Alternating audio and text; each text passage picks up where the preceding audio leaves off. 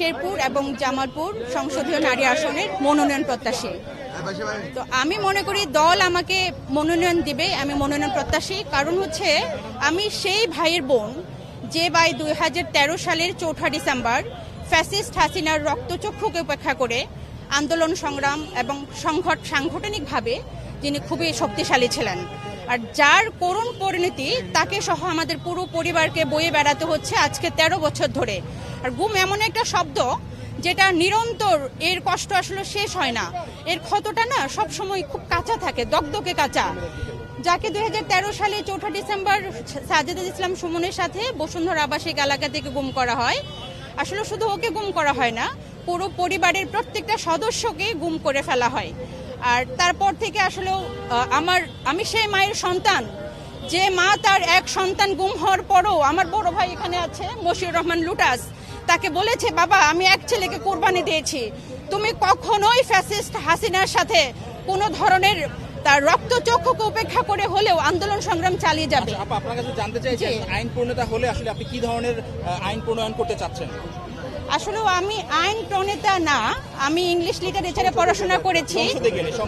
সংসদে গেলে আসলে মানে আমার ভিতরের যে কষ্ট, রাগ, ক্ষোভ, বাংলাদেশ থেকে সমস্ত ধরনের গুম, খুন, বিচার বহির্ভূত হত্যা, এগুলো চিরতরে নির্মূল আমি ইনশাল্লাহ করতে চাই।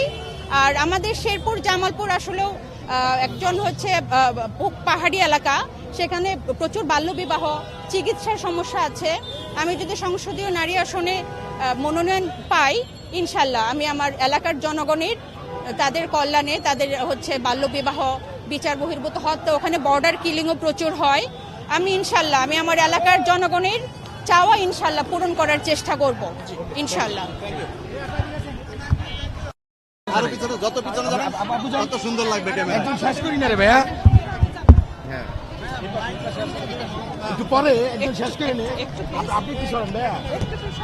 এখানে কারো দরকার নাই, বিএনপির একটা ছোট্ট কর্মী হিসেবে আমি ভাবছি আমাকে যদি সুযোগ দেওয়া হয়, ইনশাল্লাহ আমি আমাদের কুমিল্লার অঞ্চলের যে মহিলাদের যেই কথাগুলো সেটি আমি সংসদে উপস্থাপন করতে পারবো, এতে আমার এলাকা উপকৃত হবে। আমি দীর্ঘদিন ধরে রাজনীতি করছি, ছাত্র রাজনীতি থেকে রাজনীতি করেছি। আমি রংপুর 3 আসন থেকে এসেছি, রংপুর সদর থেকে এসেছি। আমার পরিচয় হলো রংপুর মহানগর মহিলা দলের আমি প্রেসিডেন্ট এবং রংপুর বিভাগের সহ সাংগঠনিক সম্পাদক মহিলা দল কেন্দ্র কমিটি। আমি এই জন্য আশা করছি যে আমি দীর্ঘ 40 বছর ধরে রাজনীতি করছি এবং আমি থেকে শুরু করে আমার রংপুর শহরের প্রতিটা মানুষই জেল জুলুম হলিয়া মাথায় নিয়ে আমরা কিন্তু রাজপথে ছিলাম এবং 17 বছরের এই আন্দোলনে একটা দিনের জন্য, এক মুহূর্তের জন্য আমরা পিছু পা হইনি।